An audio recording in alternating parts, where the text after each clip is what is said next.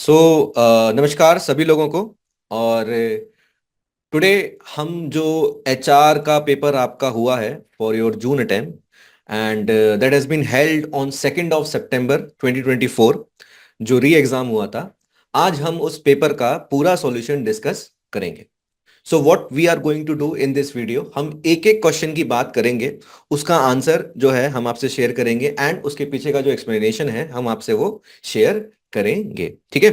तो अगर किसी भी क्वेश्चन में अगर किसी भी क्वेश्चन में आपको लगता है कि कुछ और आंसर हो सकता है या फिर उसके पीछे कोई रैशनल है कुछ और है, तो आप उस चीज को इस वीडियो के कमेंट में डाल दीजिएगा and our team will look into it and accordingly will reply you.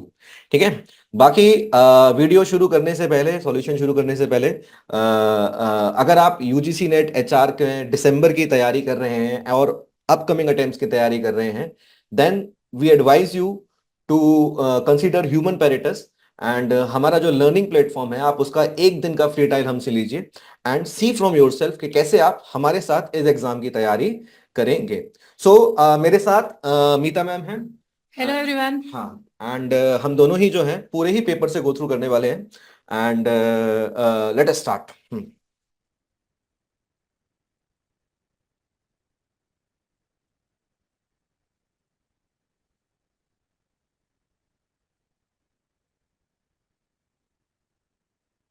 ठीक है। So ma'am, over to you. Thank you.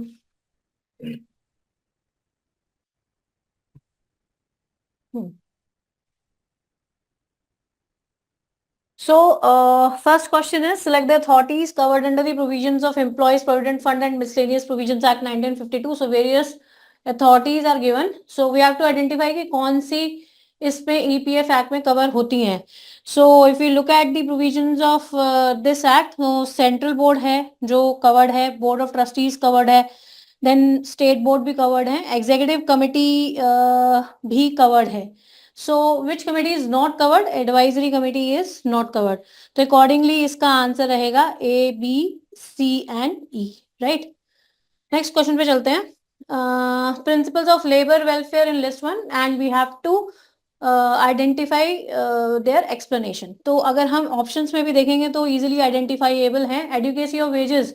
So workers have a right to adequate wages. It goes with this thing. Social responsibility of industry. Industry has an obligation towards its employees to look after their welfare. Repersonalization goes with development of human personality and coordination में भी दिया हुआ coordinated effort with will promote a healthy development of workers. So accordingly इसका answer है D. ठीक है, आगे बढ़ते हैं. In economy, the trade cycles revolves around the phases of boom, recession, depression and recovery. तो जब भी ट्रेड साइकिल की बात होती है तो कौन सी अनएम्प्लॉयमेंट की बात हो रही होती है? We are talking about cyclical unemployment. ठीक है. Next is displacement allowance equal to which of the following to be paid by the contractor under interstate migrant workman at the time of recruitment. तो कितना इसका provision है? 50% of the monthly wages payable to him और 75 rupees whichever is high. So इसका answer है सी. तो बहुत straight forward question है, मुझे एक्सप्लेन करने की भी जरूरत नहीं है. Which among the following are classical theories of wages. तो क्लासिकल थ्योरीज ऑफ वेजेस में आपकी जो आंसर है दैट इज सब्सिस्टेंस थ्योरी. ठीक है. And then we have standard of living theory और एक आपकी वेज फंड थ्योरी आती है. जो मार्जिनल प्रोडक्टिविटी थ्योरी है और जो बार्गेनिंग थ्योरी है, they are not classified as classical theory of wages. तो इसका आंसर है option B. Which among the following are process of staffing. Again बहुत ही इजी क्वेश्चन है. अगर आप ऑप्शंस में चेक करोगे तो इनमें से जो दो ऑप्शंस हैं, डिवीजन ऑफ एक्टिविटीज और defining authority and responsibility, they are belonging to organising function of management, not to the staffing function. जो रेस्ट हैं बी, सी एंड डी, वो हैं आपके स्टाफिंग के प्रोसेस. ठीक है. In which of the following stages an expatriate suffers from the phenomena of cultural shock? Again ये भी बहुत इजी सा क्वेश्चन है.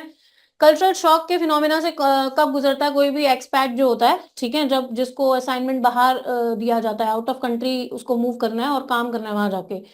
ठीक है. तो अगर हम बात करें तो जब उसकी रिक्रूटमेंट एंड सिलेक्शन हो रही है, still he is in the country, so there will be no question of cultural shock. ठीक है। रिपेट्रिएशन का मतलब है कि जब वो होम कंट्री में वापस आ रहा है after the completion of the assignment. तो यहाँ पर जो यहाँ पर भी उसको कल्चरल शॉक लग सकता है, लेकिन that is different from initial cultural shock. ICS stand for initial cultural shock. ठीक है। तो यहाँ पर जब वो वापस आता है तो उसको रिवर्स कल्चरल शॉक लगता है ना, which is different from the initial cultural shock और कल्चरल शॉक। ठीक है। और जब ट्रेनिंग उसको दी जा रही होती है during the period of training, तो his mind is actually prepared for these kind of cultural differences which exist in between the home country and the country to which he is going to serve. ठीक है। तो इसका correct option है during the period of assignment abroad, क्योंकि बाहर जाके उसको काम करना है तो कल्चरल शॉक उसको मिल सकता है वहां पर। ठीक है। ओके, सो करेक्ट आंसर है आंसर बी।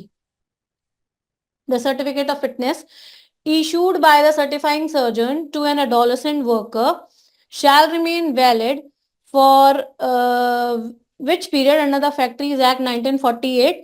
तो अगर हम इसका आंसर देखें एक्ट में तो स्पेसिफिकली मेंशन्ड है 12 मंथ्स, लेकिन अगर आप सी ऑप्शन में देखें तो 1 ईयर भी दिया हुआ है।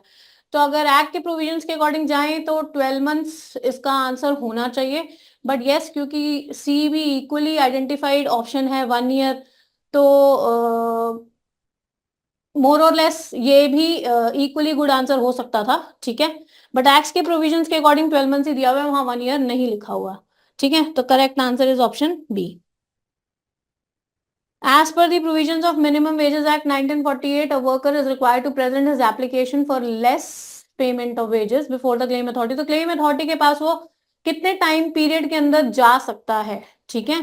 From the date on which minimum wages become payable to which he is eligible. तो इसका करेक्ट आंसर है 6 मंथ। सो 6 महीने का जो है वो टाइम पीरियड यहाँ पर एक्ट में दिया गया है। ठीक है। Which of the following culture are associated with octapace culture of HRD? तो हमारे को अगर हम octapace का देखें तो ओ जो है octapace में ईच वर्ड जो है उसकी अपनी एक अलग एक्रोनिम है। That is O stands for openness. ठीक है। सी फॉर कोलैबोरेशन होता है, टी फॉर ट्रस्ट होता है एंड ट्रस्टवर्दीनेस होता है, A for authenticity, P for proactivity, A for autonomy, and then this second C stands for confrontation and E for experimentation. तो accordingly technology इसमें कहीं भी नहीं है, तो इसका आंसर है ए बी डी ई वाला ऑप्शन बी। ठीक है। Who has started the Bengali weekly Janvani in Calcutta? So Muzaffar Ahmed is the name of the person who is associated with the starting of this Bengali weekly. ठीक है।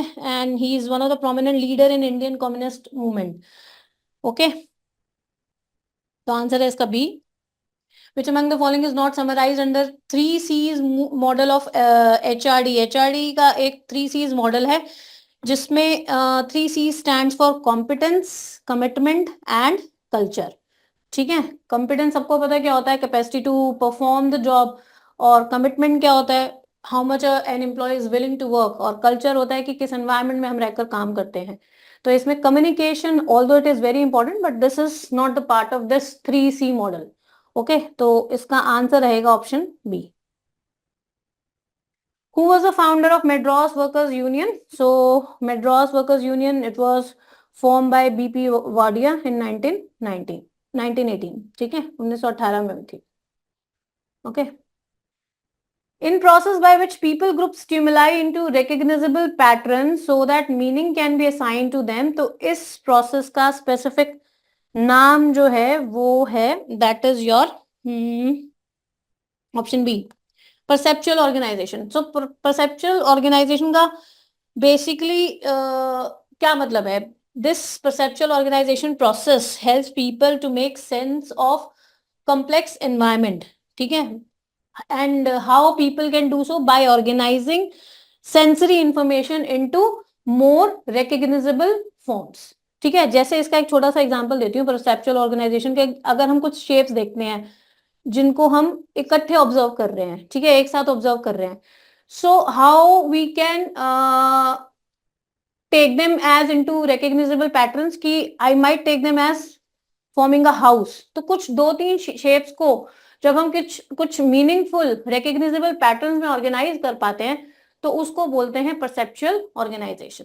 ठीक है, okay, तो इसका answer है B. Which approach of management emphasizes that the task of manager is to identify which technique will in a particular situation? So keyword is in a particular situation, under particular circumstances and at a particular time. Best contribute to the attainment of management goals. So इसका answer है that is your contingency approach. यानी कि contingency approach का अगर हम motive जानना चाहें, so no one size fits all. सारी चीजों के लिए अलग अलग स्ट्रैटेजी होनी चाहिए. According to the circumstances the manager should adopt the strategy for the attainment of the goals. So that is reflected through contingency approach. ठीक है, तो आंसर रहेगा D. The 5S technique is mainly associated with which of the following? तो इसमें कई बार बच्चों को confusion रहा, क्वालिटी कंट्रोल या शॉप फ्लोर हाउसकीपिंग. तो इसका आंसर है शॉप फ्लोर हाउसकीपिंग से रिलेटेड है ये 5S टेक्निक्स. ठीक है, और basically this is a technique to organise and manage work place effectively. Okay, so S अगर 5S में बात करें तो एक है आपका सीरी. ठीक है, विच मीन्स टू ऑर्गेनाइज और to sort out. Seiton and then seiso and then Shikitsu, and finally your Shitsuk, right? तो इन पांचों टेक्निक्स की हेल्प से we can organise our work place so as to improve the productivity. ठीक है, और जो cleanliness ला सकते हैं, अनक्लटर कर सकते हैं हम अपने वर्क प्लेस को. Okay, which among the following are theories related to accidents and risk taking behaviour. तो जो थ्योरीज एक्सीडेंट्स और रिस्क टेकिंग से एसोसिएटेड है वो है आपकी psychological, then structural and your psychosociological. तो साइकोलॉजिकल थ्योरीज की अगर मैं बात करूं, सो साइकोलॉजिकल थ्योरीज वो होती हैं which deals with individual behaviour, perception and their cognitive processes, right? And these theories basically influence how people assess risk and make decisions regarding safety. ठीक है, और इकोनॉमिक थ्योरीज और एंथ्रोपोलॉजिकल थ्योरीज एसोसिएटेड नहीं है, they are not related to accidents and risk taking behaviours. ठीक है, तो और स्ट्रक्चरल कौन सी होती हैं? Basically which examine the organisational and systemic. So I am talking about systemic factors behind safety. ठीक है, या नॉन सेफ्टी. ओके, और सोशोलॉजिकल थ्योरीज जो होती हैं they basically consider interplay between the individual psychology and social factors which effect the risk taking behaviour and accident occurrence. ठीक है, तो इसका करेक्ट आंसर है ए, सी एंड डी. सो बहुत ही सिंपल क्वेश्चन आया, थ्योरीज ऑफ मोटिवेशन मैच करनी है along with their propagators name. तो इक्विटी जो दी है, equity theory that is been given by J Stacy Adams, right? And ERG theory जो है वो क्ले एल्डफर ने दी है. Achievement theory is given by McClelland and expectancy theory Victor Vroom ने. तो आंसर है इसका बी. आगे बढ़ते हैं. Arrange the following poverty elimination और elevation programmes according to the year. तो हमारे को ये भी देखना होता है अर्लियर टू लेटर पूछा है या लेटर टू अर्लियर पूछा है. तो स्वर्ण जयंती ग्राम स्वरोजगार योजना दैट केम इन 1999, और ये शहरी रोजगार योजना जो 1997 में आई थी दिस केम इन 2005. संपूर्ण ग्रामीण रोजगार योजना 2001 एंड दिस 2015 प्रधानमंत्री कौशल विकास योजना. तो अब आप इसको अरेंज करेंगे तो आपका आंसर बनेगा ए.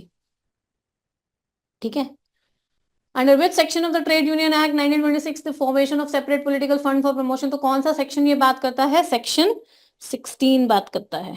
ठीक है, तो आंसर रहेगा इसका सी.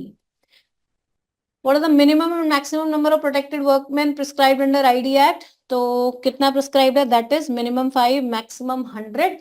तो ये हमें ध्यान रखना है कि प्रोटेक्टेड वर्कमैन इसलिए दिया गया है कॉन्सेप्ट आईडी एक्ट में just to safeguard the interest of those people who fight for the right of the members of the trade unions. ठीक है, तो just they should not be victimized by the acts of the employers. ठीक है, because they are participating in trade union activities. So that is why the concept of protected workmen has been introduced in ID Act. Okay, under the provisions of interstate migrant worker, अच्छा, ये भी बहुत straight forward question उठ के आया है आपका interstate migrant workman से, ठीक है। कौन कौन सी वो है इसमें, अगर हम सब देखें तो ये वाला इंक्लूडेड नहीं है, to provide education facilities to children of migrant workman, rest all are included, ठीक है। तो इसीलिए इसका आंसर रहना चाहिए ए, ये वाला है A B D and E, तो सी वाला नहीं है, ठीक है। Okay, who has developed outline the human capital appraisal approach, तो इसका आंसर है फ्रिडमैन, ठीक है। So Friedman along with James and David, तो इनकी टीम ने किया था ये develop. Who has defined social security as this? So this definition of social security is given by, that is Weber and Cohen. Arrange the following provisions in ascending order from the years of enactment or amendment under the EPF. तो इनकी schemes के जो वो हैं years हैं, this is 1952, right Abhinav sir, and EDLI जो है वो that came in 1976 and this is 1995, and family pension scheme इनके बीच में इंट्रोड्यूस हुआ था 1971 में, and later on in the year 1995 this family pension scheme was replaced by employees pension scheme, ठीक है। तो अकॉर्डिंगली जब हम इनका ईयर्स देखेंगे तो यानी कि मैं इसके आगे 1971 लिख दूं तो इसका आंसर रहेगा बी, ठीक है। ओके, अगेन इनके प्रोपाउंडर्स के नाम है, जो अप्रोचेस है, एक साइड पे अप्रोचेस है और उनके प्रोपाउंडर्स के नाम है। स्ट्रेटेजिक फ्रेमवर्क अप्रोच जो है वो दी है उल्रिच एंड लेक ने, इंटीग्रेटिव यंग एंड बर्मन ने दी है, and then HRD score card दी है आपकी TV राव ने, एंड फाइनली जो PCCM अप्रोच है that is given by Curtis and team, तो इसका आंसर है ए, ठीक है। ओके, मिनिमम वेजेस एक्ट में सीक्वेंस में हमारे को बताना है, ये ध्यान रखना है। Arrange the following in the sequence as mentioned under the minimum wages act 1948, तो सेक्शन 3 में है ना। सो तो डिफरेंट शेड्यूल एम्प्लॉयमेंट्स पहले है, ठीक है, नंबर 1 पे आपका ये रहेगा। देन आपका for different classes of work in the same schedule employment है, and then for adults adolescents, and then for different localities. तो अकॉर्डिंगली अगर आप इसका आंसर देखेंगे तो इसका आंसर रहेगा ऑप्शन बी, CBDA, ठीक है जी। ओके, नेक्स्ट क्वेश्चन है, arrange the following 4 types of firms as identified by Bolwijn and Kumpe in terms of their emergence starting from the earliest to the latest. तो ये जो table आप लोग अपनी स्क्रीन पर देख रहे हैं, basically this is related to this question only, और जिसमें ये बताया है कि ये जो बॉल्जिन एंड कुम्पे थे, इन्होंने आइडेंटिफाई किया था कि किस तरह के एनवायरनमेंट, मार्केट में एनवायरनमेंट होगा तो फर्म को अपना ऑर्गेनाइजेशनल स्ट्रक्चर उसके अकॉर्डिंग चूज करना है, ठीक है।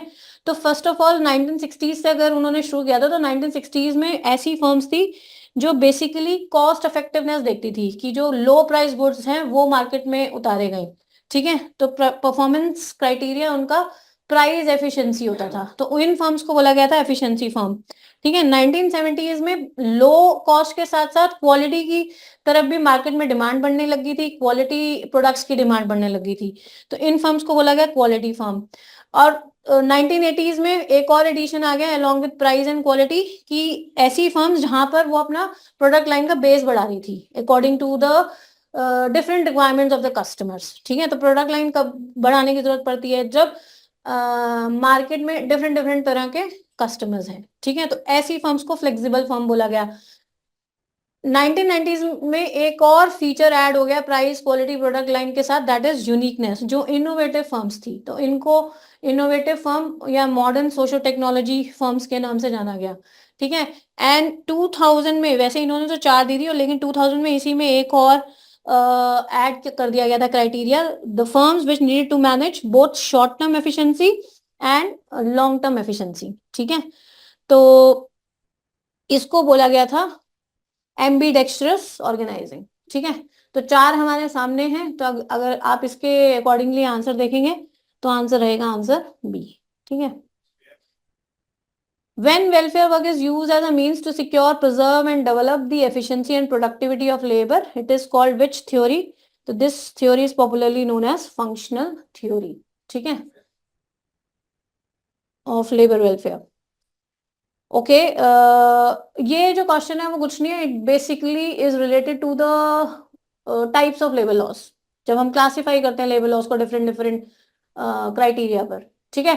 तो फैक्ट्रीज एक्ट किस लिए होगा? To promote welfare and protect from exploitation. Okay, और रिलेशन वाला कौन से होते हैं? तीन मैंने जब भी आप क्लासेस में देखते हो तो हम बताते हैं कि industrial employment standing order act, trade union act और इंडस्ट्रियल डिस्प्यूट्स एक्ट है, जो कि regulate the relationships between workers and employers, ठीक है। तो ये है आपका डी, ठीक है। सोशल सिक्योरिटी और सोशल जस्टिस, सोशल सिक्योरिटी आग बंद करके हमें पता होता है ये है आपका ईपीएफ वगैरह, ग्रेच्युटी वगैरह, ईएसआई वगैरह, ठीक है। और सोशल जस्टिस जो इक्वल रेम्यूनरेशन। तो आप इस तरीके से भी मिला सकते हैं कि जो आप बेस्ट आइडेंटिफाई कर पाओ उसके अकॉर्डिंग भी आप चलते तो आपको आंसर मिल जाता, ठीक है।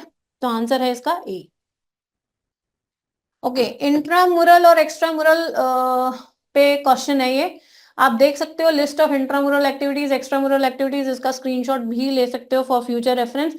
तो बहुत सिंपल क्वेश्चन है, what services is not included in extramural services? तो इसका आंसर है बी।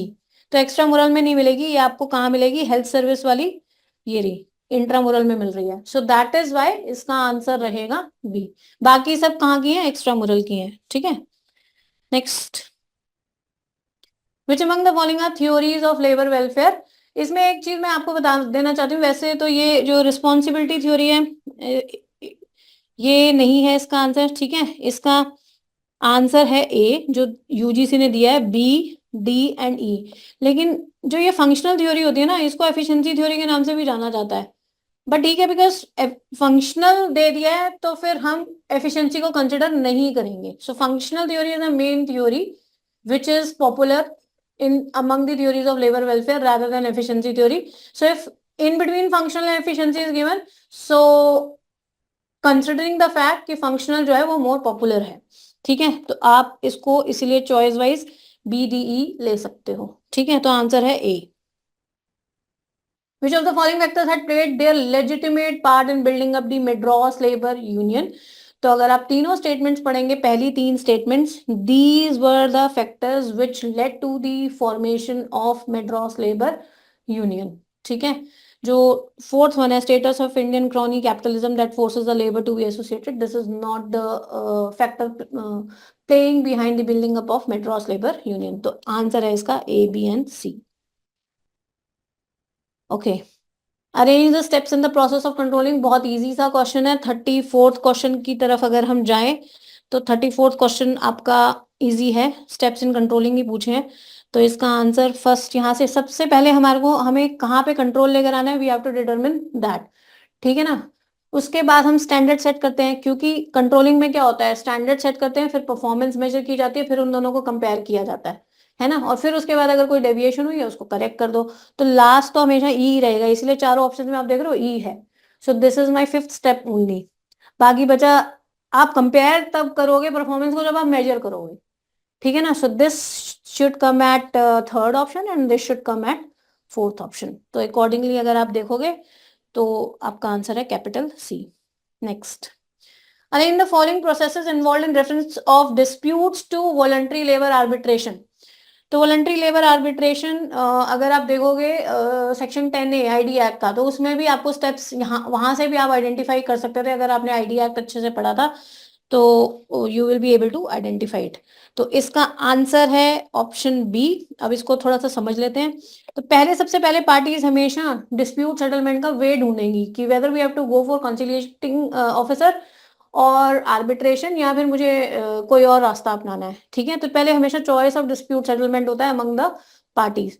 उसके बाद क्योंकि हम आर्बिट्रेशन में जा रहे हैं, we have to select the arbitrator कि हमारा केस कौन डिसाइड करेगा एज आर्बिट्रेटर, ठीक है। उसके बाद आर्बिट्रेशन अग्रीमेंट साइन होता है in between the parties to decide the terms and conditions.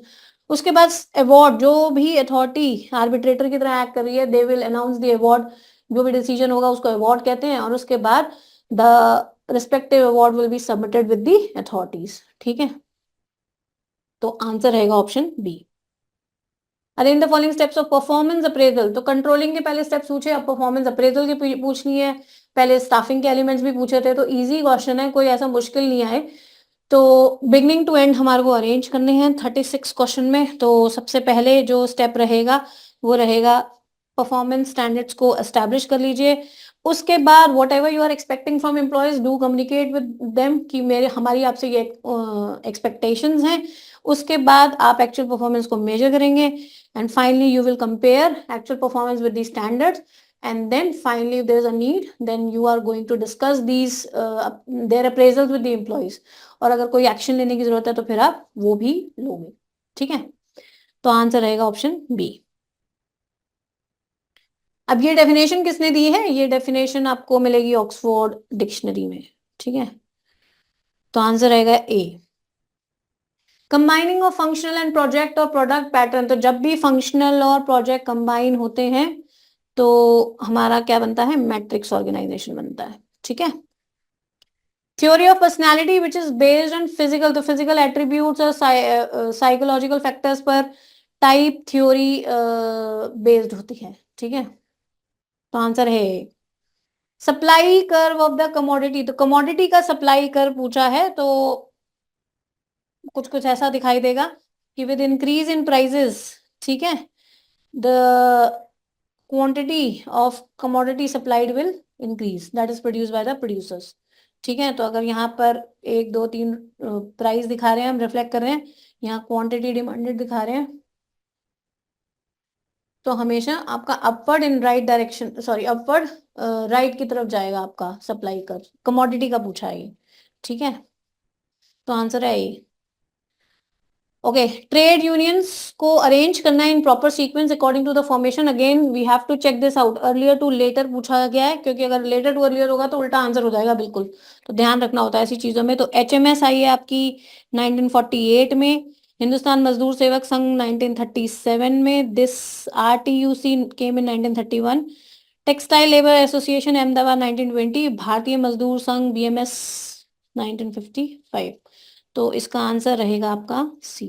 ठीक है, मैच करना है functional classification of trade unions को उनके एग्जाम्पल्स के साथ। तो एएफएल जो है वो एग्जाम्पल है आपका बिजनेस यूनियनिज्म का। ठीक है, okay, so this goes with A and knights of labour is your friendly. ठीक है, this is your B and revolutionary is your I, industrial workers of the world and brotherhood of teamsters जो है वो आपका predatory है। ठीक है, तो आंसर है इसका दिस, ऑप्शन बी। अगेन बहुत सिंपल सा क्वेश्चन है, लिस्ट वन में कुछ कुछ टॉपिक दिए हुए हैं और वो कौन से मैनेजमेंट के प्रोसेस से रिलेटेड है वो हमें बताना है। तो असेसमेंट सेंटर जो होते हैं that is process of, that is a technique of your performance appraisal, right. और एप्लीकेशन ब्लैंक हम यूज करते हैं सिलेक्शन में। ठीक है, तो प्रिलिमिनरी स्क्रूटनी जब करनी होती है हमारे को सिलेक्शन में यूज करते हैं हम उसको। ठीक है, and job rotation goes with your, job rotation goes with your, जब लोगों को ट्रेन करना है तो you will use this as a tool. और एम्प्लॉयमेंट एक्सचेंज किस लिए होते हैं? रिक्रूटमेंट के लिए। ठीक है, तो आंसर रहेगा A. Okay, traditional techniques of controlling बतानी है तो मैं आपको कुछ कुछ बता देती हूँ। इसमें personal observation, I will write the acronyms only. ठीक है, फुल फॉर्म मैं बोलती चली जाऊंगी। तो एक तरफ ट्रेडिशनल देख लेते हैं क्योंकि फ्यूचर रेफरेंस में कभी आपसे पूछ सकते हैं दोबारा ये, और एक तरफ मॉडर्न देख लेते हैं। सो पर्सनल ऑब्जर्वेशन आपके ट्रेडिशनल में आती है setting examples, AC stands for setting examples, and then organisational charts and manuals that comes in your traditional technique of controlling, disciplinary system वो भी traditional है, statistical data वो भी traditional है, written instructions वो भी आपकी traditional है, operational audit again once again traditional, financial statements, your break even analysis ये बहुत important है, वो भी आपका traditional में आता है, cost accounting and cost control वो भी आपका ट्रेडिशनल में आता है, बजट्स एंड बजटरी कंट्रोल। ठीक है, ये भी आपका ट्रेडिशनल में आता है। और मॉडर्न में देखें तो मॉडर्न के आपके जो है वो आरओआई है एक टेक्निक, मैनेजमेंट ऑडिट है, then you have MIS, then you have responsibility accounting, then you have zero based budgeting and PERT और CPM। ये जो टेक्निक्स हैं these are classified as modern. तो अगर आप इसके अकॉर्डिंग आंसर चेक करेंगे तो आंसर रहेगा A, C एंड E। ठीक है, ट्रेडिशनल पूछी है, राइट। Okay, 5 career stages. तो इसमें आपको सामने डायग्राम दिख रहा है। तो सबसे पहले एक्सप्लोरेशन रहती है। एक्सप्लोरेशन वो स्टेज है करियर डेवलपमेंट की when we look for various kind of career options. कौन कौन सी करियर ऑप्शंस अवेलेबल हैं इंडिविजुअल के पास, ठीक है। तो इसको एक्सप्लोर करना कहते हैं इस स्टेज सबसे पहले, ठीक है। ए से ही शुरू होगा, तो चारों ऑप्शंस में ए ही है अगर आप चेक करो, ठीक है, लेकिन इसका राइट आंसर ए है। ओके, और उसके बाद एस्टैब्लिशमेंट में होता है basically starting with the searching work, या फिर जब हम अपनी फर्स्ट जॉब को एक्सेप्ट करते हैं, या पीयर मेट्स हमें एक्सेप्ट कर लेते हैं, या फिर we are getting learn about the job we have to perform, तो वो सब आपका एस्टैब्लिशमेंट में आता है। फिर आपको देखिए मतलब सीक्वेंस भी आपको पता चल जाएगा, डिक्लाइन सबसे लास्ट में आएगा। So this is going to be your first, this is going to your second, and then your mid career, late career and decline. ठीक है, तो आंसर रहेगा A. Next, which of the following statements are not true relating to grapevine. तो grapevine क्या होता है, informal communication होता है। तो अगर आप ऑप्शन देखोगे बहुत इजी क्वेश्चन पूछा हुआ है। तो इन्फॉर्मेशन यूजुअली ट्रेवल्स रिलेटिवली मोर स्लो थ्रू ग्रेपवाइन। तो हमेशा याद रख लीजिए ग्रेपवाइन में जो इन्फॉर्मेशन है ना वो बहुत ही फास्ट ट्रैवल करती है, तो इसीलिए ए जो है वो नॉट ट्रू है। हमसे पूछा है नॉट ट्रू, तो ए वाला तो रहेगा ही, ठीक है। अब हमें आइडेंटिफाई करना है कि सी है या डी है। तो नेक्स्ट अगर आप देखोगे grapevines are found in every organisation, तो ये ट्रू है, this is not true. Okay, grapevine is more spontaneous form of communication, ठीक है, अचानक से डेवलप हो सकता है। Number of people who serve as actual in the grapevine are generally small, so that is why this statement is also not true. तो A है और डी है, ठीक है जी। तो इसका आंसर है ये वाला सी। Which of the following were recommended by the study group set up by Union Ministry? तो पहली जो 3 ऑप्शंस हैं, these were the recommendations by the study group set up by Union Ministry of Labor to investigate and report the working of JMC in 1962. Workers Education and Development, Development of Middle Management Personnel and Information Sharing. तो answer है इसका ए।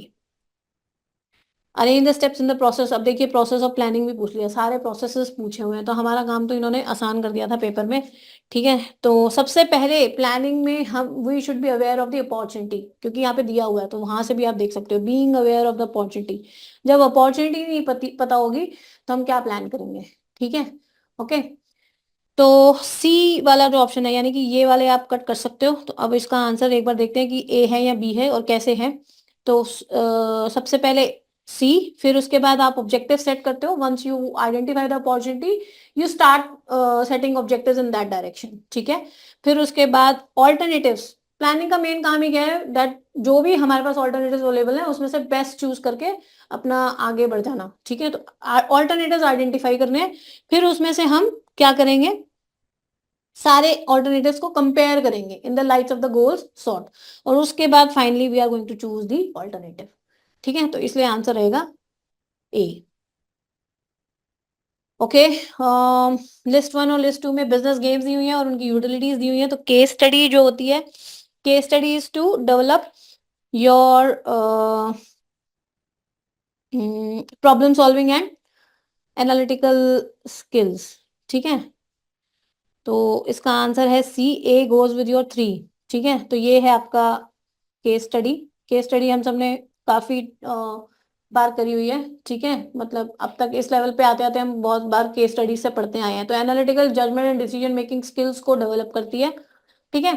अगर हमें इसमें कुछ भी नहीं पता ना तो आप ये देखो, रोल प्ले मुझे पता है इसमें कि रोल प्ले क्या होता है कि दूसरों के एक्शंस को एक्ट आउट करते हैं हम, ठीक है, just to develop the empathy, है ना, और ह्यूमन रिलेशन या इंटरपर्सनल स्किल्स को डेवलप करते हैं। तो बी का फोर्थ अगर आप देखोगे ना सी में ही दिया हुआ है, यहां से आइडेंटिफाई हम कर सकते थे। इन बास्केट मेथड और सिमुलेशन में क्या फर्क है, इन बास्केट में सिचुएशनल जजमेंट होती है और जो सिमुलेशन होती है basically it is about creating a realistic environment, उसमें भी हम रियलिस्टिक एनवायरनमेंट क्रिएट करते हैं। लेकिन जो इन बास्केट मेथड होता है ना वो माइक्रो मैनेजमेंट टेक्निक्स के लिए यूज होता है, ठीक है, इंडिविजुअलिस्टिक होता है नेचर में, और जहां पर आपको बहुत सारे टास्क के बीच में प्रायोरिटी सेट करने की ट्रेनिंग दी जाती है कि अगर बहुत सारे मल्टीपल टास्किंग करनी है तो उनको कैसे आप सॉर्ट आउट करके प्रायोरिटाइज करके डिसीजन लेते हो। सो थोड़ा सा ये नैरो है एज कंपेयर टू सिमुलेशंस, लेकिन सिमुलेशंस में इंपॉर्टेंट या स्ट्रेटेजिक डिसीजन मेकिंग की तरफ ज्यादा ध्यान रहता है। ठीक है, तो इसका आंसर है C. Okay, core of planning, again a very simple question. हमेशा हर प्लानिंग का जो कोर रहेगा वो होगा डिसीजन मेकिंग। अल्टीमेटली हमें करना क्या है, प्लानिंग के थ्रू डिसीजन मेकिंग को अचीव करना है। ठीक है, सो इसका आंसर है बी। हम्म, सो नेक्स्ट ठीक है। क्वेश्चन इज ऑन टू हाँ। अभिनव सर। हम्म, ठीक है। अब देखते हैं आगे के सवाल। और कुछ आपको अब आइडिया भी लग ही रहा होगा इतने सारे सवालों से गो थ्रू करके कि नेट ने आखिर कैसे सवाल पूछे हैं when it comes to HR. ठीक है। Before jumping into preparation, it is always advisable कि जो लेटेस्ट पेपर हुआ है उसको जरूर गो थ्रू कर लें, ताकि आपको एक फेयर आइडिया लग जाए कि रिसेंट ईयर्स में जो आपका एग्जाम कंडक्टिंग बॉडी है वो क्या सवाल पूछ रही है ना। उसी लिहाज से हम देखते हैं सारे सवालों को, और अब तक देखते भी आ रहे हैं। सबसे पहले match the column advisory committee, इन सब का जिक्र किस पर्टिकुलर एक्ट में आया है। इनको करने का सबसे अच्छा तरीका होता है कि आपको अगर एक दो पता है तो भी आपका काम चल जाएगा। जैसे कि कंट्रोलिंग अथॉरिटी जो होती है वो सेक्शन 3 में पेमेंट ऑफ ग्रेच्युटी एक्ट में बनती है, तो बी का तो 1 होना चाहिए। ठीक है, हालांकि ये 3 में दिया है। उसके बाद जो आपका एडवाइजरी बॉडी सेंट्रल बोर्ड है जो आपका, ये आपका ईपीएफ एक्ट में बनता है ना, जो मेन डिसीजन मेकिंग है। तो डी का आपका 4 होना चाहिए, बी का 1, डी का 4, ये एक ही में आ रहा है।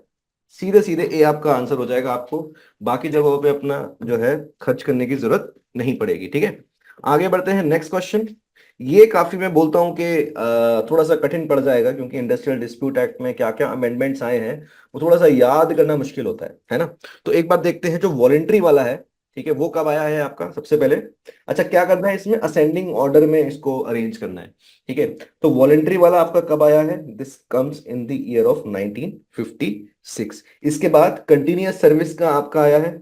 ठीक है, सी का ई, कंटिन्यूअस सर्विस जो है वो आया है आपका कब, 1964 में।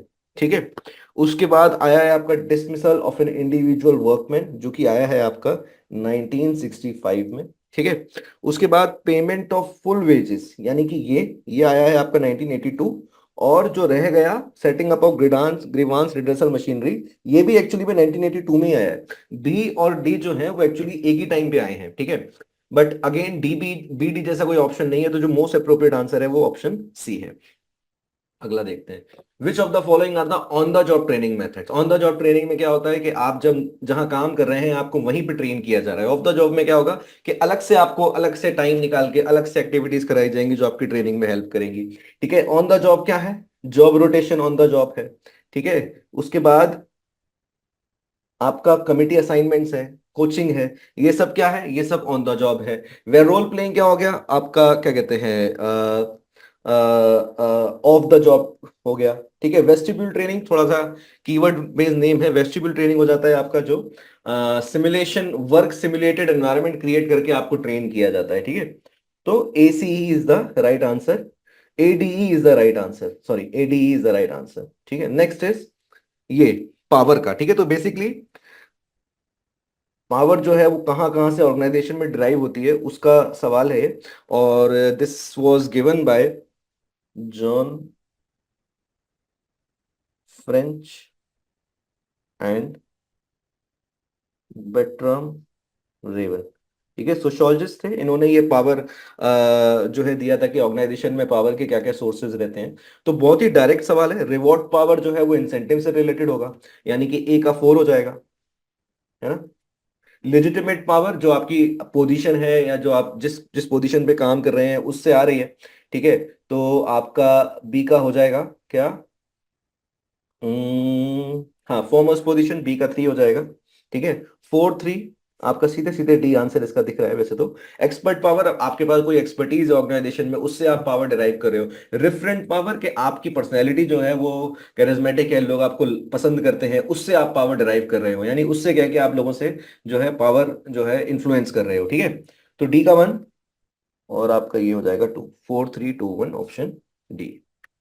Next, main provisions of trade union act, इनको अरेंज करना होता है। इन इन सवालों में कठिनाई तो देखिए होती है क्योंकि ये बहुत ही स्पेसिफिक हो जाते हैं, बट हमेशा स्ट्रक्चर अगर आप एक्ट का ध्यान रखेंगे तो सवाल आपके आसानी से हो जाएंगे। तो पहला क्या है, रजिस्ट्रेशन पहला होता है, ठीक है। तो बी से शुरुआत होगी, रजिस्ट्रेशन पहले होता है सेक्शन 345 के अराउंड। उसके बाद इनकॉर्पोरेशन होता है सेक्शन 13 में, ठीक है। इनकॉर्पोरेशन होता है सेक्शन 13 में, तो बीसी आपका आंसर हो गया।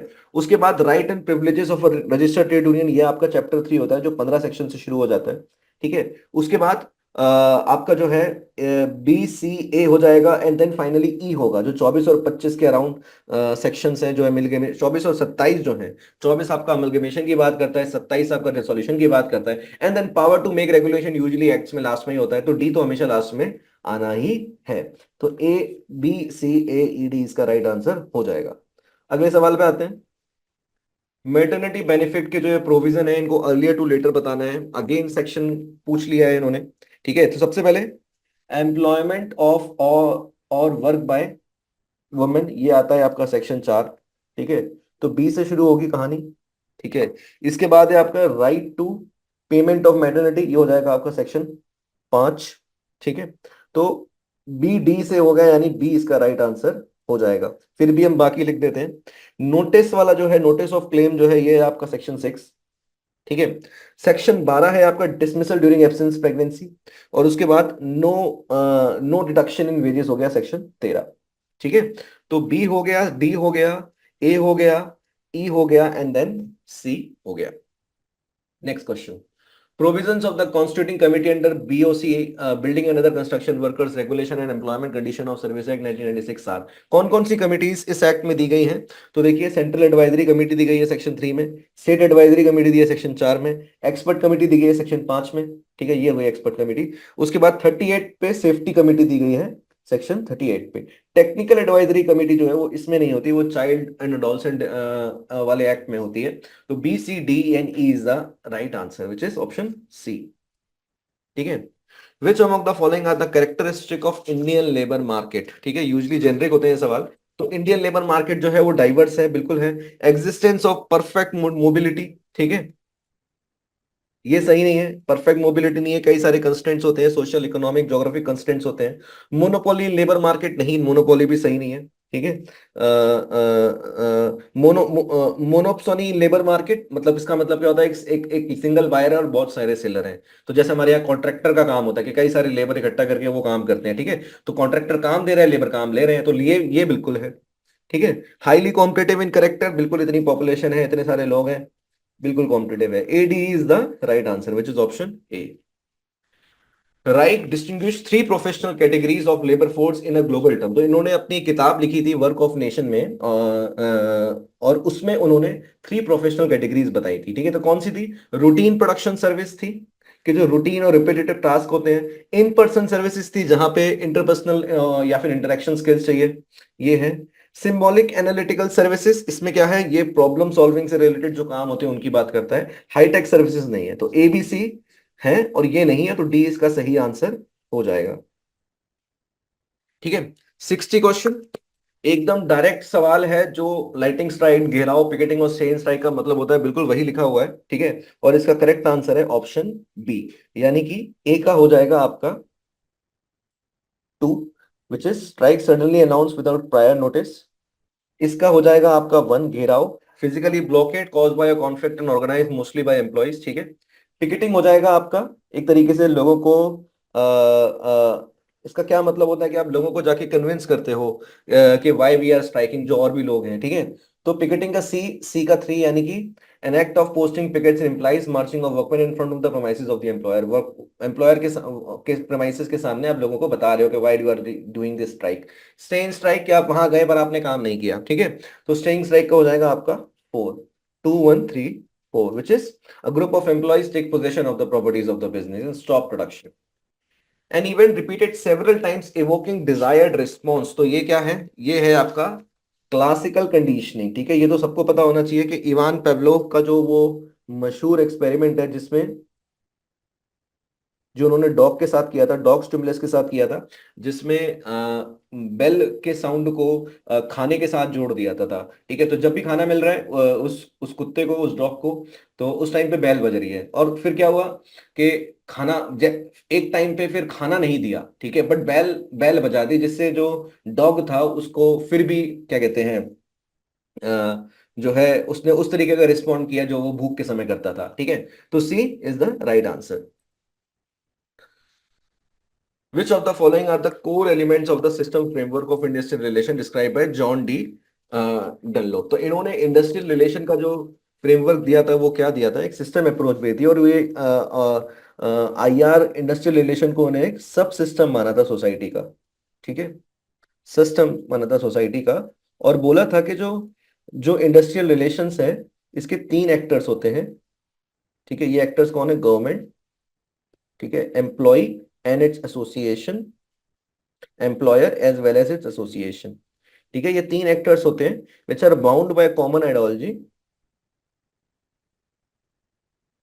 ठीक है, और इनका जो इंटरेक्शन होता है which produces main output of IR system.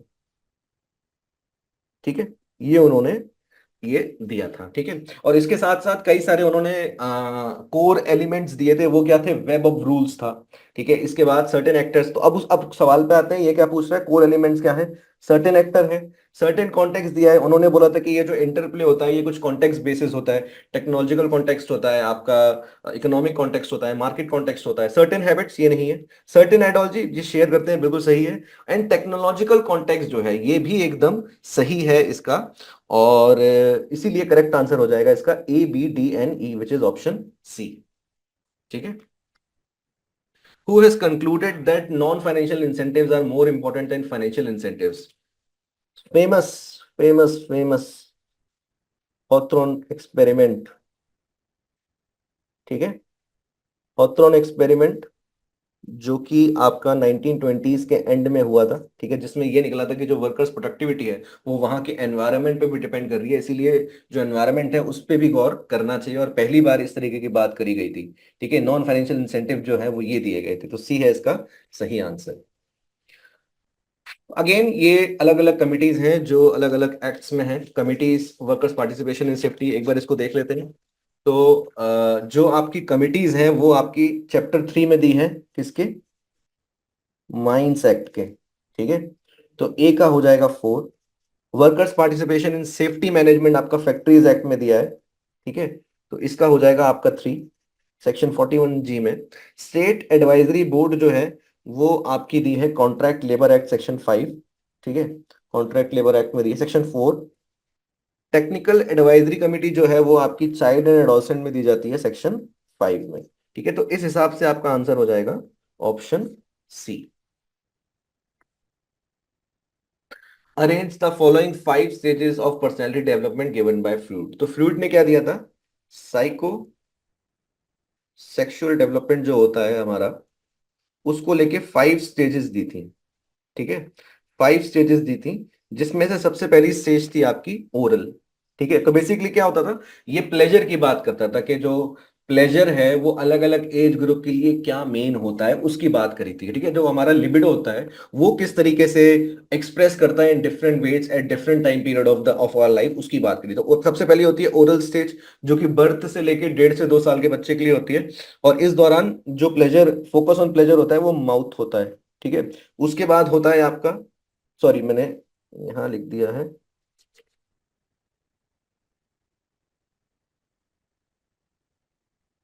ठीक है, उसके बाद होता है आपका एनल स्टेज, जो कि 1.5 महीने से लेके 1.5 साल से लेके 3 साल तक के बच्चे के लिए, जब जो बाउल मूवमेंट है उस पर फोकस हो जाता है, जो ब्लैडर मूवमेंट है। ठीक है, that is your anal stage. ठीक है, उसके बाद होता है आपका तीसरा जो है फेलिक स्टेज। ठीक है, फेलिक स्टेज जो है वो आपका 3 से लेके 6 साल तक के बच्चे के लिए होता है। इस दौरान जो फोकस होता है वो आपका जो है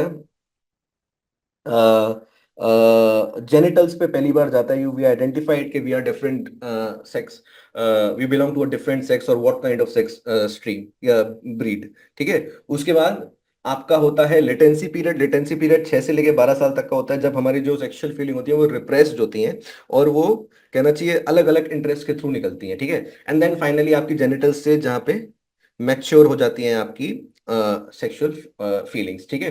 तो करेक्ट आंसर हो जाएगा सी, सी के बाद डी, ठीक है, उसके बाद ए, उसके बाद ई, और उसके बाद आपका B which is genital stage. तो A is the right answer.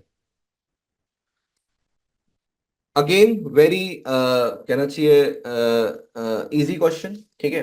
तो ये क्या पूछ रहा है, ये फॉर्मेट ऑफ ऑर्गेनाइजेशन पूछ रहा है, ठीक है, project, functional matrix and networking. तो बिल्कुल सीधा सीधा इसका इसका एक्सप्लेनेशन दिया हुआ है और डी इसका राइट आंसर है। तो ए का हो जाएगा आपका 1, ठीक है। जो स्पेसिफिक टास्क के हिसाब से पूरा ऑर्गेनाइजेशन है, प्रोजेक्ट बेसिस है। फंक्शनल ऑर्गेनाइजेशन जो आपका कॉमन डिपार्टमेंट ऑर्गेनाइजेशन होता है, विच इज एचआर का अलग डिपार्टमेंट है, फाइनेंस का अलग डिपार्टमेंट है, मार्केटिंग का अलग डिपार्टमेंट है। मैट्रिक्स ऑर्गेनाइजेशन क्या होता है, मैट्रिक ऑर्गेनाइजेशन में आपका जो डिपार्टमेंट और प्रोडक्ट है दोनों का हाइब्रिड हो जाता है, ठीक है। तो यहाँ पे आपका देखिए लिखा हुआ है प्रोडक्ट को, यहाँ पे प्रोजेक्ट मान लीजिए। और networking organisation usually global organisations के स्ट्रक्चर को बोला जाता है, multinational structure arranging that combines element of function, product and geographic design, ठीक है। तो करेक्ट आंसर हो जाएगा आपका option D. The process of identifying and uncovering of candidates through a proactive recruitment technique is known as। पहली बात तो proactive recruitment क्या होता है, जिसमें हम कैंडिडेट की सोर्सिंग करके रख लेते हैं पहले से फॉर फ्यूचर पोजीशंस आल्सो, ठीक है, लॉन्ग बिफोर। तो जैसा कि मेरे नाम में ही आ गया, डेफिनेशन में आ गया, कैंडिडेट सोर्सिंग इसका सही आंसर है। हम्म। अब हर्सबर्ग की टू फैक्टर थ्योरी जो थी, ये क्या होती है, बेसिकली हाइजीन फैक्टर और मोटिवेटिंग फैक्टर की बात करती है। मोटिवेटिंग फैक्टर क्या होते हैं, वो हमारे सेटिस्फेक्शन में हेल्प करते हैं। हाइजीन फैक्टर क्या करते हैं, हमारे जो डिससेटिस्फेक्शन है उसको कम करते हैं, ठीक है। तो अचीवमेंट, रिस्पॉन्सिबिलिटी जो है और एडवांसमेंट जो है, एक्चुअली ये और ये है आपके मोटिवेटिंग फैक्टर, ठीक है। तो हमारे अकॉर्डिंग इसका आंसर होगा ACNE। और यूजीसी ने इसका आंसर दिया है आपका ACND, ठीक है। Salary, salary is a hygiene factor, ठीक है, बट हमारे अकॉर्डिंग इसका आंसर है आपका ACNE and this question should be dropped, ठीक है। आगे देखते हैं। A leader who is concerned for high task and high relationship, ये जो है ये यूजुअली हर्सन ब्लैकेन आइडेंटिफाइड के जो स्टार स्पेसिफिक बिहेवियर है उससे उससे उसके जैसा लगता है, पर ये वो है नहीं, ये दूसरा मॉडल है, ठीक है। इसमें क्या होता है, इसमें आपका एक साइड आपका रिलेशनशिप होता है, एक साइड आपका टास्क होता है, ठीक है। ये है आपका लो, ये है आपका हाई, ये है आपका लो, ये है आपका हाई। उसके बाद, ठीक है, तो ये है आपके सपोर्टिव, जहां पे हाई रिलेशनशिप लो टास्क है। ये है आपका पार्टिसिपेटिव, जहां पे high relationship and high task है। ये है आपका ऑटोक्रेटिक, जहां पे हाई टास्क है लो रिलेशनशिप है। और ये है आपका फ्री रेन, जहां पे टास्क भी लो है रिलेशनशिप भी लो है। तो करेक्ट आंसर हो जाएगा आपका पार्टिसिपेटिव विच इज डी, ठीक है। In which convention number of ILO the right to organise in collective bargaining जो आया है। कन्वेंशन नंबर याद करना कठिन होता है, बट कुछ कुछ तो आपको याद करने ही है, जैसे कि जो फंडामेंटल होते हैं। तो ये क्या है, फंडामेंटल कन्वेंशन है विच इज कन्वेंशन नंबर 98, ठीक है। ILO के 8 फंडामेंटल कन्वेंशन है, जिसमें से इंडिया ने 6 रेटिफाइड कर दिए हैं, ठीक है। उसमें से 87 और 98 जो है वो रेटिफाइड नहीं किया। 87 एसोसिएशन से एसोसिएटेड है, 98 आपका कलेक्टिव बार्गेनिंग से एसोसिएटेड है। तो बेस्ड ऑन दिस पेक्युलरिटीज ये एक आसान सवाल की तरह ट्रीट किया जा सकता है, ठीक है। Next, in which of the following organisation the schemes of worker participation in management was made applicable. तो 1958 में जॉइंट मैनेजमेंट काउंसिल बना था और ये इंट्रोड्यूस किया गया था सेंट्रल पब्लिक सेक्टर अंडरटेकिंग्स में। Option C is the right answer, ठीक है। Next question. As per the provisions of this act, bonus payable to an employee shall be paid within how many months? Section 19 जो है इसका answer देता है और वो 8 मंथ है, ठीक है, काफी डायरेक्ट प्रोविजन है। D is the right answer. Under the provision of this act a tribunal which is industrial tribunal may within which period of time from the date of his order can rectify any mistake, ठीक है, या अपने order को amend कर सकती है कितने time में, 5 साल में। सी इज द राइट आंसर, ठीक है। Arrange the following steps of human resource planning in क्या कहते हैं proper sequence starting from the beginning. Human resource planning क्या होगी कि एक तरीके से आपकी जो करंट वर्कफोर्स है या जो फ्यूचर वर्कफोर्स की डिमांड्स है उसको आपने एनालाइज किया, उसको आपने समझा। ठीक है, तो बहुत ही आसान जो है सवाल है। तो इसका करेक्ट आंसर हो जाएगा ऑप्शन सी सबसे पहले, एनालाइजिंग द ऑर्गेनाइजेशनल प्लान। ठीक है, उसके बाद forecasting the demand and supply aspects of human resources, उसके बाद estimating the net human resource requirement. ठीक है, उसके बाद प्लान टू मॉडिफाई और adjust the organisation plan and then finally plan to manage deficit surplus of HRM. ठीक है, तो क्या कर रहे हैं हम, ऑर्गेनाइजेशन जो एचआर का जो प्लानिंग कर रहे हैं वो हम ऑर्गेनाइजेशन प्लान के अलाइनमेंट में करने की कोशिश कर रहे हैं। जब ये सोचेंगे ये आसानी से हो जाएगा। एज पर the provisions of mines act. ठीक है, अगर ओनर एजेंट या मैनेजर जो है बायलॉज सबमिट करने में फेल हो गया तो उस केस में क्या होगा, उस केस में उसको एक टाइम मिलेगा जिसमें उसको करना है, विच इज लिमिटेशन पीरियड, वरना चीफ इंस्पेक्टर कर देगा खुद ही। तो 61 सेक्शन के अराउंड ये प्रोविजन आता है, वो टाइम पीरियड है 2 मंथ्स। ठीक है, B is the right answer. Payment of wages के हिसाब से जो अप्रोप्रिएट गवर्नमेंट की डेफिनेशन है उसमें सेंट्रल गवर्नमेंट कौन कौन हो, सेंट्रल गवर्नमेंट कब होगी अप्रोप्रिएट गवर्नमेंट, जब रेलवेज होगा, माइंस होगा, ऑयल फील्ड होगा और एयरपोर्ट ट्रांसपोर्ट सर्विस होगा। ठीक है, तो A C and D which is option B. Next question, if a strike it resorted to for a shorter period, 1 या 2 दिन के लिए स्ट्राइक कर रहे हैं एक वार्निंग की तरह, तो ये क्या होती है, टोकन स्ट्राइक होती है, जहां पे जो जनरल डिससेटिस्फेक्शन है उसको कन्वे किया जाता है by doing 1 or 2 day strike. ठीक है, C. Who has developed the technological theory of trade union.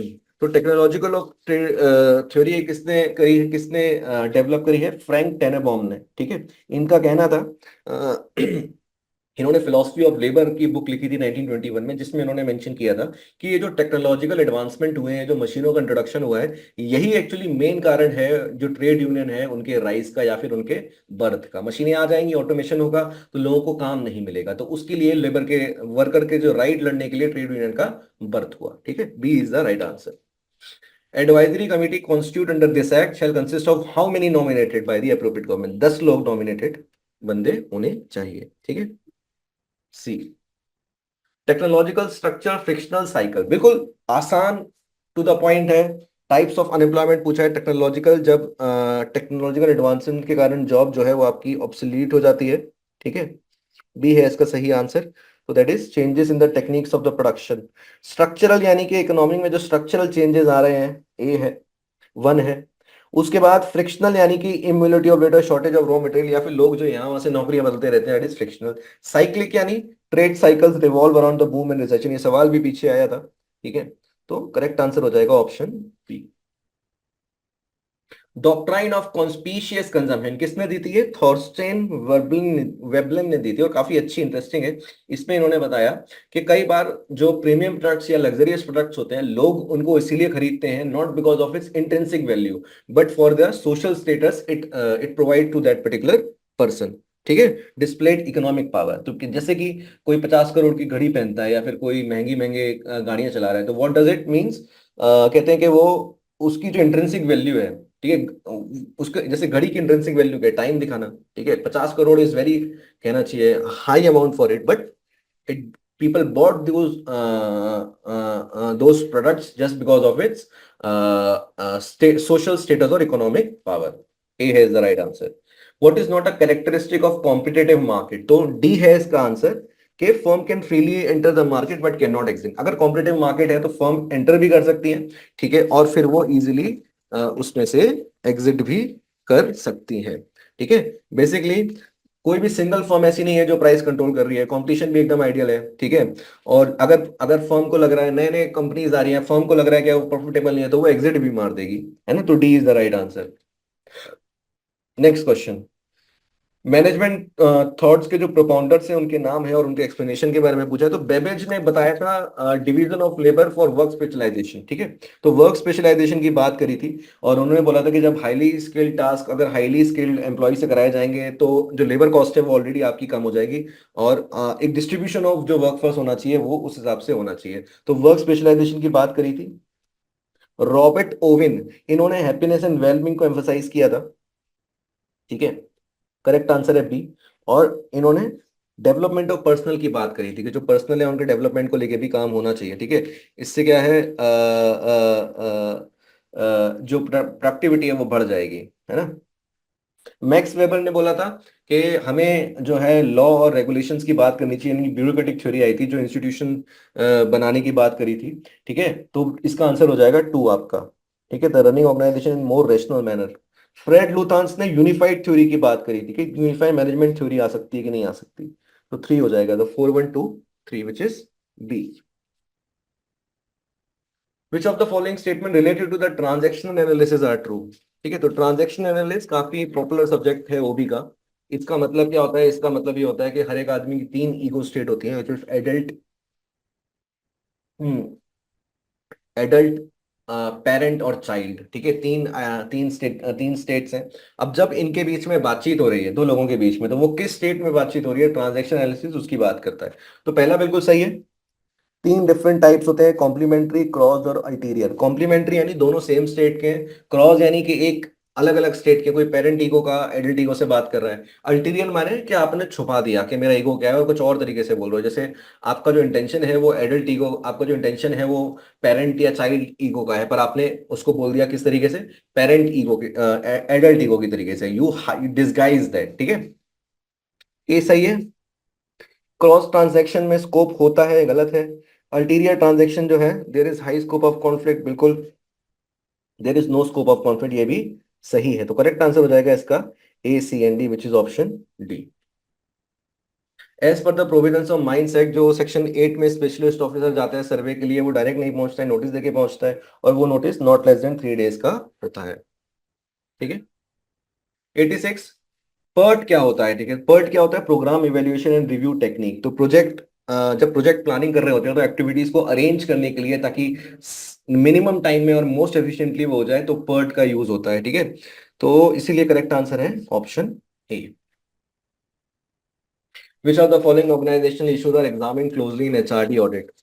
HRD पहले तो होता क्या है कि जो ह्यूमन रिसोर्स है आपकी कंपनी की या किसी भी पर्टिकुलर एरिया की, उसको हम कैसे डेवलप कर सकते हैं इन terms of skills, ability and competency. और ऑडिट क्या होता है, ऑडिट माने आप इवेल्युएट करते हैं। तो एचआरडी ऑडिट क्या हो गया कि आप इवेल्युएशन कर रहे हैं एचआर स्ट्रक्चर का, एचआर पॉलिसीज का, एचआर स्टाइल सिस्टम का, एचआर कल्चर का, and these are the things, ठीक है। तो इसका जो करेक्ट आंसर है वो हो जाएगा आपका option A B and D, C नहीं होगा। सी क्या है, physical and mental condition diseases of workers and his family, इसकी बात नहीं कर रहे हैं, ठीक है। बाकी सारे जो हैं वो एकदम एक्यूरेट बैठ जाएंगे। अब अगेन प्रोविजंस किस किस में दिए हैं, बहुत ही आसान होते हैं। अगर आपको एक भी पता है तो सारा हो जाएगा। जैसे कि जर्नी अलाउंस है, वो माइग्रेशन से रिलेटेड होना चाहिए, एक्सक्यूज मी, सी का 2 हो जाएगा, ठीक है। तो डायरेक्ट ही इसका सी आंसर हो जाएगा, है ना। Next, which of the following organisation are autonomous organisation under ministry of labour. Autonomous organisation क्या होते हैं कि इसका कॉन्स्टिट्यूशन हुआ होता है और इनके पास फुल ऑटोनॉमी होती है अपने फाइनेंशियल डिसीजन लेने के लिए। All they need to do, they need to report जो जो मिनिस्ट्री है। जैसे कि हमने ईपीएफओ एक्ट या ईएसआईसी एक्ट में इनको देखा भी है कि वो रिपोर्ट भी कैसे करते हैं, अलग से ऑडिट एंड अकाउंट के चैप्टर्स होते हैं ना। तो ईएसआईसी, ईपीएफओ दोनों ही ऑटोनॉमस हैं। Dattopant Thengadi board for workers education and development, ये भी ऑटोनॉमस है। V V Giri national labour institute भी ऑटोनॉमस है। लेबर ब्यूरो अटैच्ड ऑफिस है। अटैच्ड ऑफिस माने कि इसको मिनिस्ट्री डायरेक्ट ऑपरेट करती है, डायरेक्ट इसका एडमिनिस्ट्रेशन करती है। तो D is the B is the right answer, A B C and E, ठीक है। Who among the following is the proponent of theory Z in HRM, तो ये किसने करी थी, विलियम जी ऑफ चीन है। जापानीज कॉरपोरेशंस के मॉडल्स को इन्होंने एनालाइज करके अमेरिकन जो कॉरपोरेशंस हैं उनके लिए बोला था कि जो प्रोडक्ट जो वर्कर्स को हमें कि वर्कर्स का जो वेलबींग है या जो उनका जो टर्नओवर है उसको कैसे रिड्यूस किया जा सकता है, मोराल कैसे हाई रखा जा सकता है, उसके लिए इन्होंने जापानीज कॉरपोरेशन जो है उनकी स्टडी के बाद ये बताया कि आप जो है वर्कर्स को जनरलिस्ट बनाइए रादर देन स्पेशलिस्ट बनाइए, यानी कि उनको ऐसे टास्क में इन्वॉल्व करिए जो थोड़े से ठीक है, जैसे जॉब रोटेशन करिए या फिर आप ट्रेनिंग करिए। इससे क्या होगा, मोराल वर्कर का हाई रहेगा। इसी को थ्योरी जेड कहते हैं। B is the right answer. ठीक है। कॉम्प्रीहेंशन डायरेक्ट, सारे कॉम्प्रीहेंशन जो है वो काफी डायरेक्ट आए हैं। ठीक है, जैसे कि हाँ,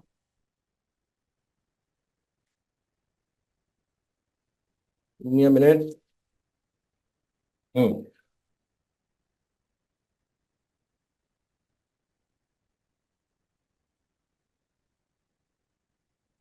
देखिए, how did labour generally react to the new liberal economic reforms. New liberal economics के हम यहाँ आई है बात।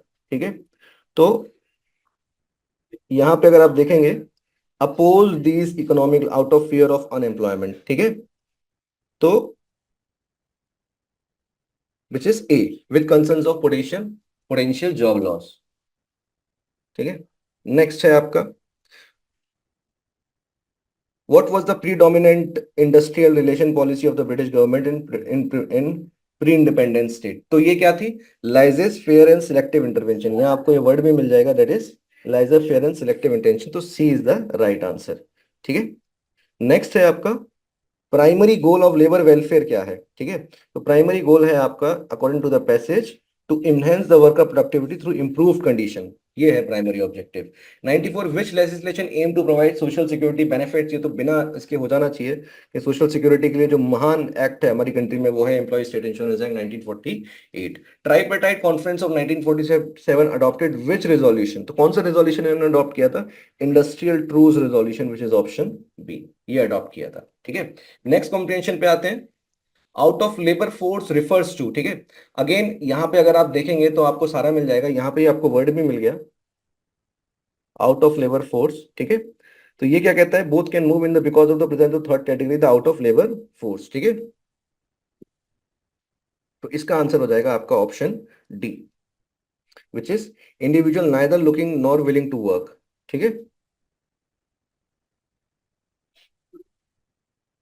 ये रही आपकी लाइन। हम्म आगे बढ़ते हैं, विच Which type of increase in employment does the PESA suggest as positive for the labor market? तो क्या है, growth in high wage jobs and salaried position is a positive shift। ठीक है, इसीलिए ये इसका सही आंसर हो जाएगा। नेक्स्ट है, what does unemployment rate measure. ठीक है, तो according to the passage unemployment rate measure करता है percentage of unemployment individuals in the labour force. ठीक है, तो अगर हम यहाँ पे देखें, U R is defined as the percentage in the percentage of unemployment individuals in the labor force as a share of employed and the unemployed। तो B इसका राइट आंसर हो जाएगा। How has the labor force participation rate has been interpreted in the passage। तो इसका correct answer है option C, which is percentage of employed individual in the labor force। ये क्या है, percentage of the employed and unemployed as a share of working age population। ठीक है, अच्छा ठीक है, इसका करेक्ट आंसर ए नहीं है, सॉरी सी है, percentage of employed and unemployed individual in the working age population। ठीक है, नेक्स्ट, why might a decrease in the unemployment rate not necessarily indicate a healthy labor market। क्यों, क्योंकि ए जो है इसका आंसर हो जाएगा, which is because it may coincide with the increase in the out of labor force। ठीक है,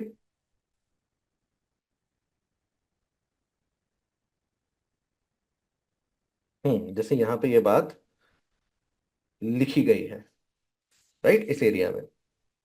ठीक है, ठीक है, so that is all from our side. And आपको किसी भी क्वेश्चन में अगर कुछ आपको पूछना है, कुछ आपको वापस नोट करवाना है, what you can do, you can comment on the video itself, हमारी टीम उस पर रिप्लाई बैक कर देगी। बाकी हमारे संग तैयारी करने का जो तरीका है उसको जानने के लिए आप हमारी वेबसाइट विजिट कर सकते हैं, आप हमसे डायरेक्टली कांटेक्ट कर सकते हैं, and we provide 100% courses for human resource subject. ठीक है, सो ऑल द बेस्ट।